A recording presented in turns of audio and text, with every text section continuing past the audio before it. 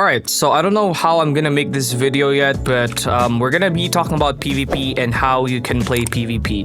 So PvP is a new game mode added in Update 6 of Anime Vanguards, so this might be a pretty long video, and it will 100% not make you good in PvP, but what it aims is teach you the basics. Alright, so where we're gonna start is first in your units. Do not expect to do PvP if you don't have a lot of units. PvP is at the end of the day a battle of units and a battle of the modifiers that you know, and a battle of strategy. So if you do not have enough units to actually do this, then I recommend holding it off until you have enough.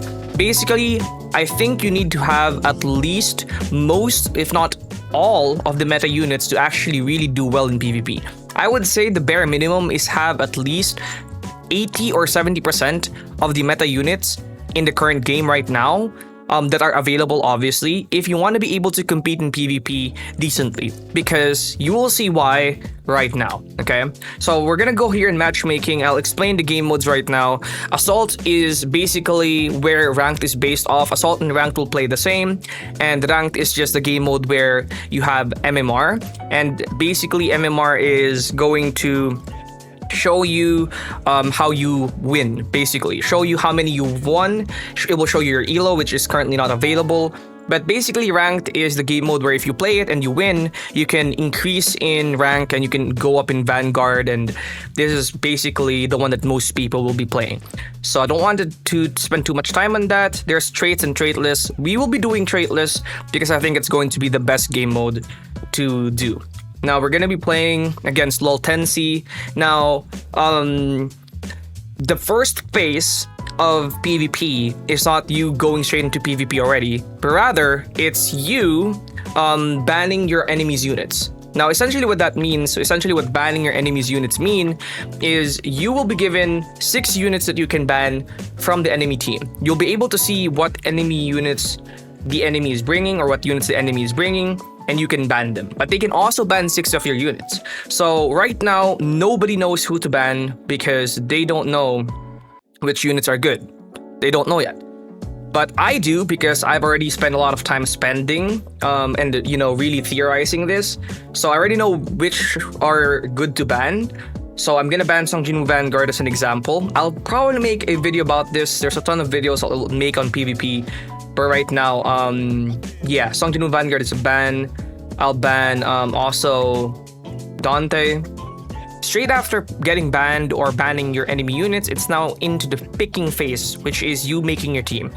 2 farm units should always be present. It's very important and critical because being able to set up your econ faster is crucial to winning PvP, and also being able to pick the best units that you can. Pick as much as possible the units that are good and are not banned, obviously. Sometimes you're going to be picking different units because certain units got banned, so it will definitely never be just one team. So you're gonna have to experiment and really pick the best teams and really memorize what each unit do, and that's really the best way to know how to pick the best team. Yeah, that's pretty much it for the picking phase. Alright, and then once you're done with the banning and picking phase, you're going to be put in a map. Now it's one of 3 maps. One of them is the Shibuya, the second one is this map I'm currently in, and the other one is in Planet Namek. So those are the 3 maps that you can have. Now you are going to be glowing either blue or red, and whichever you are glowing, that is going to be the tower you're protecting. As you can see, I'm glowing blue, and because I'm glowing blue, I will have to protect the blue tower and kill all the enemies that are in the blue lane. So basically, all the enemies that are in this path right here, I will have to defend against them.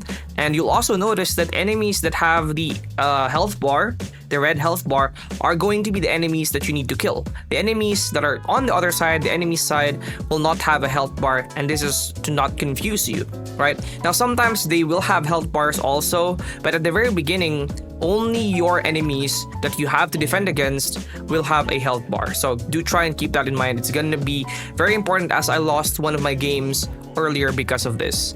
Now the next thing is actually going to be the economy and how you beat your enemies, which is how well you manage your economy, all that other stuff.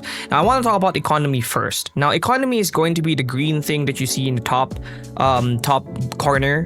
middle corner of the screen, right? The top middle corner of the screen right now shows 25 yen, and that's essentially my economy. I have 25 economy right now.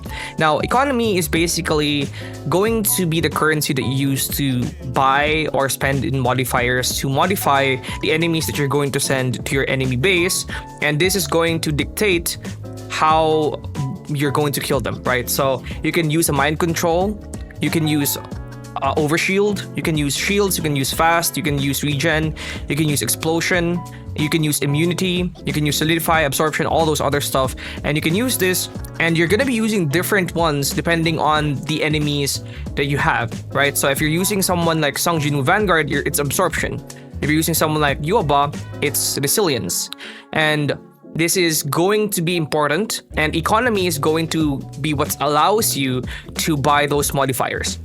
Now, how do you increase your economy? Right at the top right corner right there, or in the top corner, you see that my economy is increasing, and the way I'm increasing it is by sending in enemies that do not have any modifier. So if you want to increase your economy, you send out enemies without any modifiers, and this will increase your economy. Now, if you want to increase it very quickly, you can send like 100 of your of your non-modified, basically just plain enemies to your opponent, and then this will increase your economy very, very quickly.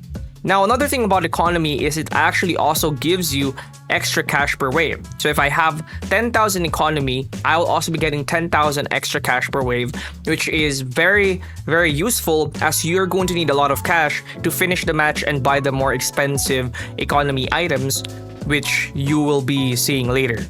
Now, that's pretty much the basics of PvP, but before I end this, I want to give this guy some props and also give myself some slap on the wrists or whatever, because even if you're winning PvP, if you become like super like sighted on the victory, like you become tunnel visioned on the victory, something like this can happen, right? This guy had no units when he fought against me, when he pitted against me. He had no monarchs, and because I was so focused in explaining the video and recording this video, I did not see that he was actually beating me. In this other vid right here, I'm in a deadlock against a guy with Yuaba, and I managed to finally realize how overpowered this strat is and how useful a ton of yen is.